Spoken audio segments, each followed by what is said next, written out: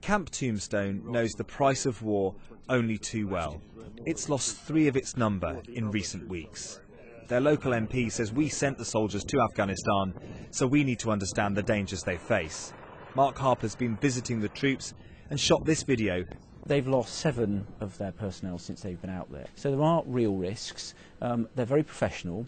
They know what they're doing, but they're facing a tough enemy that's constantly evolving. And the 3 guys that were killed most recently, it was an improvised explosive device, a very, very big one. And that's what they're up against.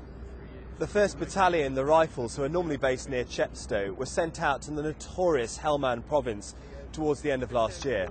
They're on a double mission. The Ministry of Defence is not only fighting the Taliban, but also trying to make the Afghan army strong enough to take on the terrorists. But with the death toll rising, a military and political solution still seems as far away as ever.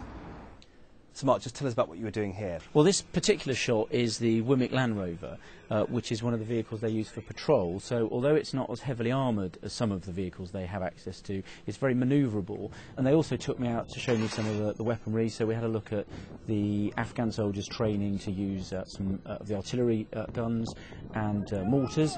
And I was allowed to have a little go with some of the British weapons that our guys are using, engaged in combat with the Taliban.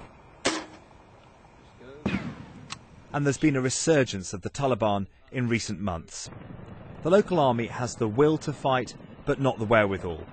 Although morale here is high, because this regiment feels the West Country is behind them all the way. It was very noticeable talking to them that they really do appreciate the support they get back home. 2 things really. One is the support from the local community, tons of parcels sent out at Christmas, and one of them specifically said to me that they really appreciate when they do lose anybody and their bodies are repatriated through RAF line, and they really appreciate the people in Wootton Bassett and the surrounding areas who turn out in such numbers to welcome those bodies home, and that really does mean a lot to them.